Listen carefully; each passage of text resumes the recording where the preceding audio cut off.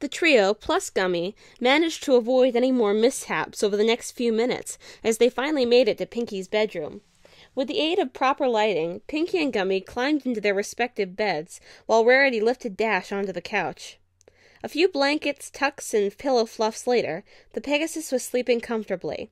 She trotted over to Pinky's bed to bid her good night. "How are you, Pinky? Do you need anything?" "Nope-y-lopey," she yawned. "I've got everything I need. Thanks for helping me get home." "It was minimally difficult, dear. Think nothing of it," Rarity said with a smile. "I just wish I could confirm Phase 4, she frowned.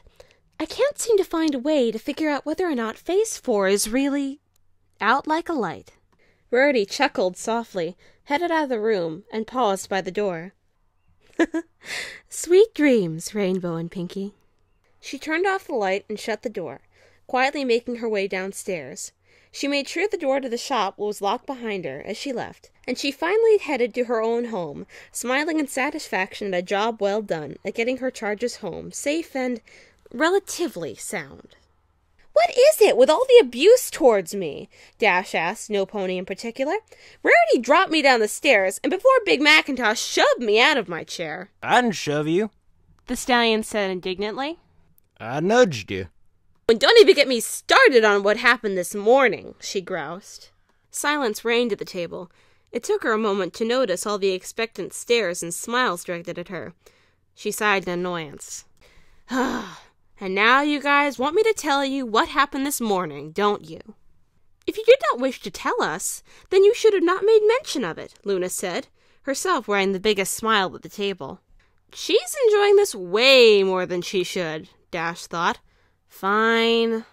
The morning sun lit up Pinky's bedroom, bathing its contents in a warm, soft glow. As the ambient light in the room increased, a blanket-covered lump on the couch began to stir. Dash stretched in an attempt to wake her sleepy muscles, which resulted in a pained groan and ended up in her smacking her lips out of habit. She blanched. "Blech! Gives a whole new meaning to Cottonmouth." Try as she may to open her eyes, her brain would rebel and clench them shut to keep out the invasive sunlight. Finally, after a concerted effort, she managed to crack them open. Everything was fuzzy as she looked around the room to figure out where she was. A pink blob entered her field of vision, and she was forced to squint and lean forward to see it clearly. "Is that Pinky? Hey, Pinks. I guess that means I slept at your place last night. Thanks." Ugh. Her eyes snapped open at the strange groan. Pinky stood before her, mouth agape, eyes vacant and glazed, and a hoof slowly reaching out for her. "Dashy!" It was then that Dash saw the green mass attached to the side of her friend's head. Due to her extensive knowledge of sci-fi and horror movies, she recognized the creature immediately. "Brain slug!" She tried to get away, but in her hazy mental state, she got tangled in the blanket and fell off the side of the couch, her head hitting the floor, followed by the rest of her with a resounding thump. "Oh!" She groaned. Her headache, now exacerbated by the light, excitement, and introduction to the floor, was threatening to split her head wide open. Her eyes opened a crack once again to behold Pinky standing over her. "Morning, Dashy," she croaked. The brain slug dropped off her head to the floor and next to Dash's head. It regarded her with the same vacant stare as it always did. There was only one thing Dash could think of to say. "I hate you so much, reptile." "So, yeah, that was my morning," Dash finished.